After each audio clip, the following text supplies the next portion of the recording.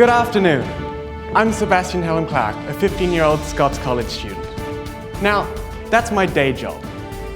I'm also a technology services exporter, whose software products have been used in over 100 countries. My products, Quicksand, Broomstick, iCloud Drive, and MacDrop harness the power of the cloud to make life easier. This map shows where the users of one of my apps, MacDrop are located, ranging from the USA in the lead all the way through to Bangladesh with just a couple of users. I never expected this to happen. For me, programming was just a way of solving the problems I encountered in my own computer use. I loved being able to see a need and quickly design a solution for it. But then, when I released my apps, I was amazed at how quickly they were discovered and talked about around the world. And people were willing to pay me for them. It gives me great satisfaction to know that my apps have been used over 300,000 times over the past 2 years. This experience has convinced me just how important programming is for New Zealand's future. Sir Paul Callaghan himself strongly advocated for New Zealand to move away from low-wage activities, such as tourism, and instead focus on building high-value, high-technology companies which harness our creativity and skills. Let's listen to him for a moment. So what's the story? Why can't we have more of those companies? They don't produce greenhouse gases. They don't require land. They don't use energy. They don't dump nitrates in our streams. They live in lovely buildings with lovely gardens around them, with lots of people having a good life and enjoying themselves, and they're enormously beneficial for New Zealand. Programming fits right into this vision. Today, I'm going to share with you my passion for programming, why it's so important for New Zealand's future, and what I think we should do to create the talent New Zealand needs. So, what exactly is programming? A program is a solution to a problem, an organized set of instructions which allow us to control a computer. And it's absolutely everywhere. And of course, computers, phones, and the internet rely on it. But then there's a whole host of other everyday objects which use it too. Other uses of programming are far less obvious. Any complicated system, such as air traffic control, relies on programming. Buildings and new chemical compounds are all simulated before manufacture. And in medicine, key technologies, such as MRIs and new drug developments, are all today enabled by programming. In the future, all important discoveries and innovations will rely on computer programming. Developments will increasingly be driven by alliances of the traditional sciences and technology, with diverse teams working together, breaking down barriers, and doing things we've not even dreamed of. Our programmers and scientists are already working together to produce some world-leading innovations. Here are just a couple of examples from the recent Wellington Gold Awards. TerraLink has this really smart project called StreetCam 3D, which uses a combination of GPS, imagery, and LiDAR sensors mounted on the back of a ute. Capturing 1.3 million geoposition light points per second, StreetCam 3D produces amazingly detailed 3D models of our cities and countryside just by driving past. These models are being used for national defense, civil defense, and security purposes, as well as environmental management. Volpara by Matakina is an example of a product with enormous export potential. Differences in breast density make it hard for doctors to detect breast cancers.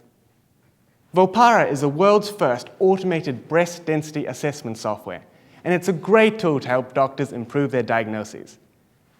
The software analyzes mammograms and transforms them into detailed 3D density maps. Volpara saves lives. These are just two examples. In doing my research, I was blown away by how many innovative, programming-focused technology companies we've got out there. These companies hold enormous potential for New Zealand's economic future. They're not resource hungry. They produce quality employment. They don't pollute, and distance is no barrier. If we want to position New Zealand to leverage our scientific, technological, and creative strengths to make world-leading breakthroughs, we're going to need a steady supply of top-class programmers. Yet, Our pay is fantastic. It's listed as the second highest paid category on Trade Me's salary guide, and there are tons of jobs out there. Yet I've spoken to a number of leading New Zealand technology companies, and unfortunately, they're all telling us the same thing. They can't find enough programmers. This limits the amount of money they can invest in new, exciting developments. This shortage is confirmed by programming's appearance on MBIE's long-term skills shortage list. So, what's causing this shortage? Firstly, programming has an image problem. It's considered to be uncool and geeky. Because people don't understand it, they're afraid it would be too complicated, too boring, or just not for them. As a result, many bright people never even consider it as a possible career option. Now, this perception couldn't be further from the truth. Programming is exciting, it's fun, it's collaborative, and intensely satisfying when difficult problems are overcome. It's entrepreneurial, and you get a chance to make a real difference in people's lives.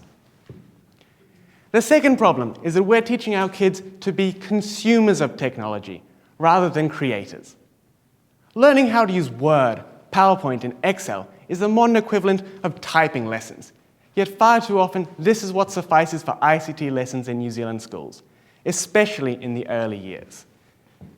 Now, in my case, I was lucky. My Year 4 teacher, Mr. Hampton, introduced me to Scratch, an MIT-developed programming language for kids.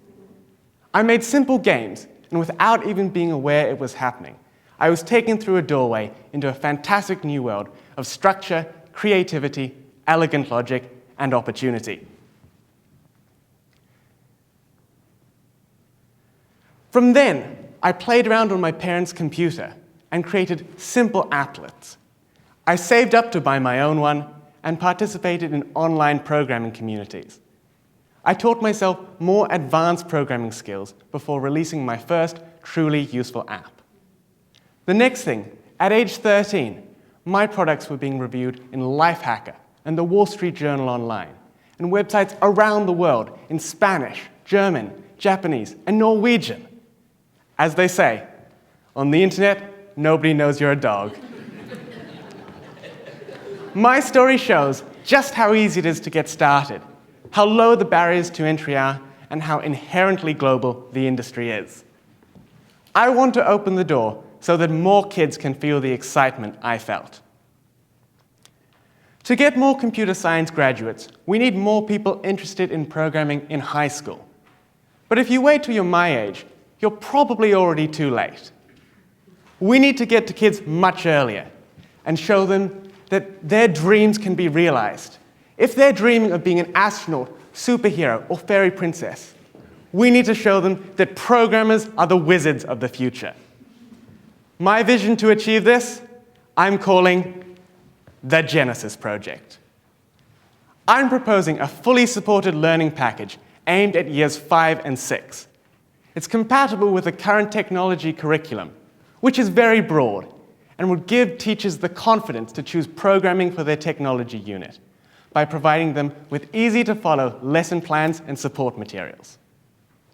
The target would be kids aged 9 to 11, while they're still open and non-judgmental, and is founded on the principle that kids love to make things.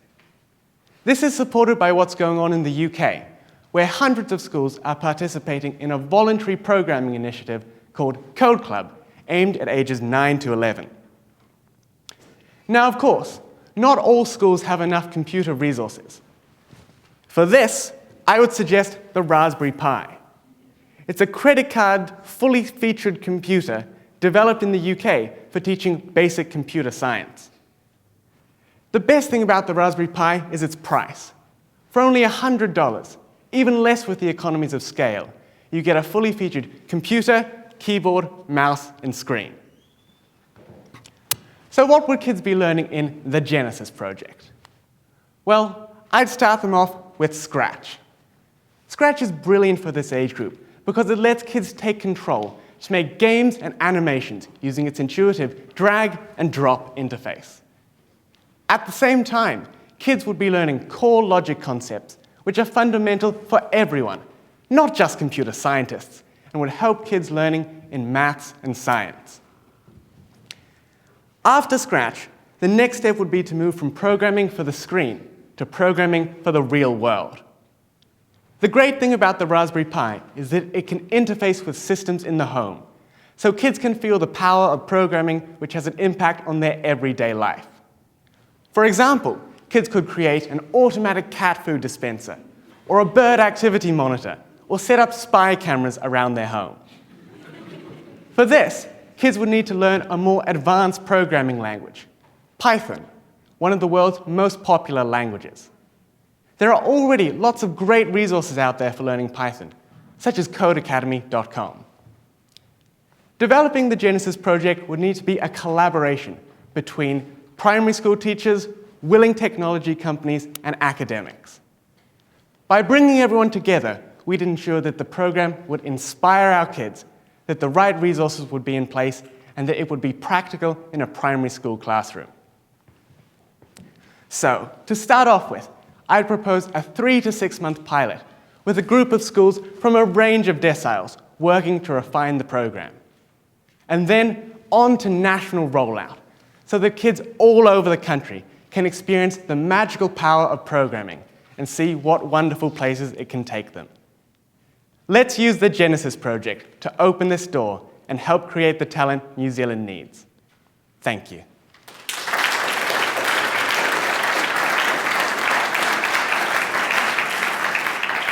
Thanks, Sebastian. You didn't happen to have a chat with Hekia Parata before she left, did you? No, I didn't. Just quickly tell me what your apps did. Well, I've got a number of apps. Well, what did Quicksand do? Quicksand's my most recent one. It Well, syncs, does it do? It syncs your 50 most recently opened files with the cloud. So normally, if you're going to work or school, you've got to remember to bring your files on a USB stick or email them. With Quicksand, you can forget about that. Your 50 most recently opened files are with you wherever you go, wherever you need them. What about Broomstick? Broomstick clears the icons in your menu bar. On a Mac, you've got icons in your menu bar, and some apps don't behave properly, and they don't let you remove those icons. So Broomstick lets you get rid of those icons. Are you rich beyond my wildest dreams now, then? I wouldn't quite say that, but I have been able to buy a ticket to Paris for this Christmas, and I should be able to pay for my first year of university. I take it you've afforded to buy a ticket back again. I have, yes. I'm beginning to feel a little sorry for schools, what with Hayley and now you. Do you imagine they'd have to drop something in order to do this? Well, I think that's a challenge, and the great thing is school teachers are very dynamic. They manage to fit so many things into their day, and programming is just such a vital thing. Do they need to know how they do it? In other words, if you're short of computer programmers, you're going to be short of teachers to teach it, right? Well, I think the fact is that teachers can actually do this. I mean, Even teachers can. Even primary school teachers. Yes. I managed to work it out. I'm sure a teacher who's qualified to teach can work it out with supporting materials and lesson plans to make it all easier. Cheers, thank you. Thank you very much.